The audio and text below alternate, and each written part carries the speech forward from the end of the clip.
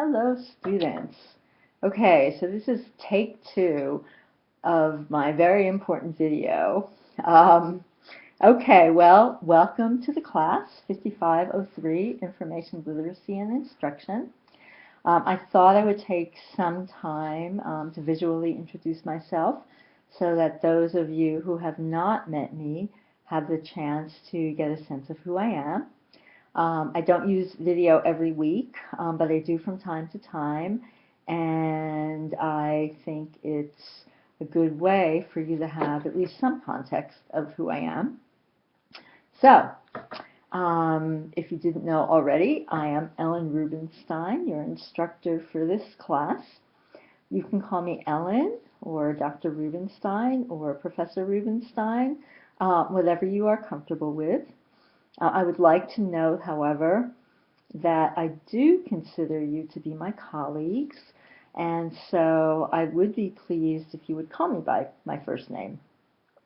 I also perfectly understand if that does feel uncomfortable. So I'm excited, though, especially now that, a lot of people have already done their online introductions, to find that I have met a number of you in person, and that there are some of you who I've had in class before, even though we haven't met face-to-face. Those of you who I haven't met yet at all, I look forward to getting to know you better through class discussions. So to introduce this class, it's basically an introduction into various aspects of information literacy, although it primarily focuses on practical ways of thinking about this area of LIS. Our first set of readings for next week kind of gives an overview of ideas related to information literacy, and as we go on, you will see that most of the assignments and readings concentrate on how to incorporate information literacy into your jobs as librarians. So one of the things that's important to me in the classroom, whether virtual or face-to-face, is that everyone is an equal participant. So I discussed this briefly in the syllabus, but you'll also see that one of the readings next week talks about a man named Paulo Freire and his philosophy of teaching, which encompasses not teachers who fill students with information, but teachers, students, and student-teachers who exchange information and build on each other's knowledge. And this is how I prefer my classes to evolve.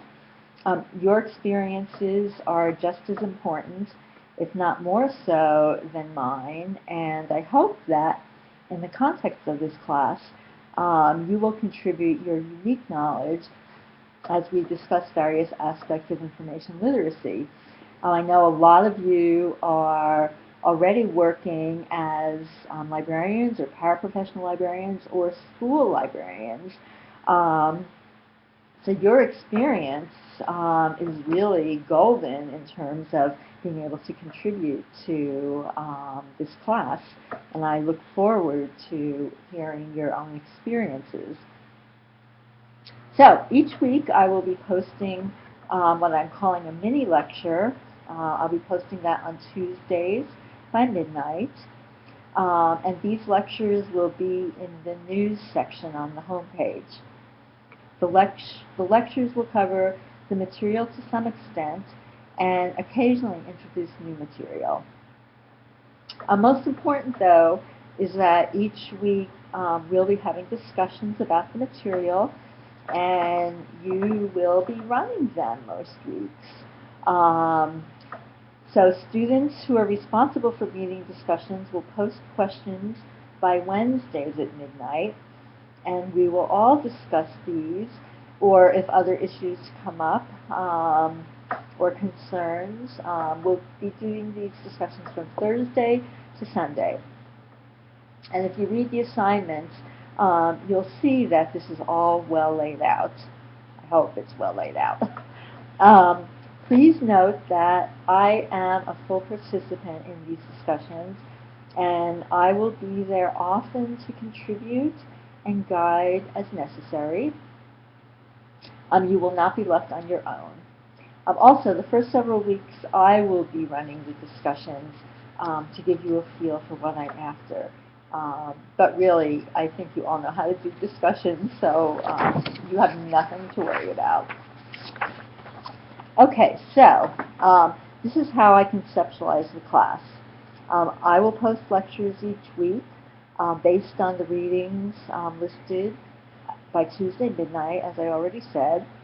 So the readings that I have assigned for week 2, for example, should be read by the time I post the lecture next Tuesday. People leading discussion, again, which is described in the assignment section of the syllabus, should post discussion questions by Wednesday midnight, and the class has until Sunday midnight to respond. Does this make sense? So this week and the beginning of next week, you will have a couple of short assignments to do, which include your introduction and getting to me which 3 weeks you are most interested in leading discussion. You'll only have to lead one discussion, but I want your first 3 choices so that I can give everyone the topics that you are most interested in. You should also note that for weeks 2, 3, and 15, I will be leading discussion. You have until next Wednesday, the 21st, to read the first batch of readings in preparation for our first discussion. So in this first week, you just need to work on the readings and review the syllabus. As you go through the syllabus, please feel free to contact me to clarify any of the information. Separate files have been uploaded that have instructions for each assignment, and you should familiarize yourself with them. These are all available in week 1 of the class. I will also address various assignments when we get closer to doing them. Also, if you have questions about the course, I've posted a general question section each week in the discussion area. And last, I have also posted another short video about writing papers. It is crucial that you take the time to understand how to write an academic paper, and more of this is discussed in the video. So I look forward to getting to know you. I really enjoy the material for this class, and I hope that you will too. And I will see you soon.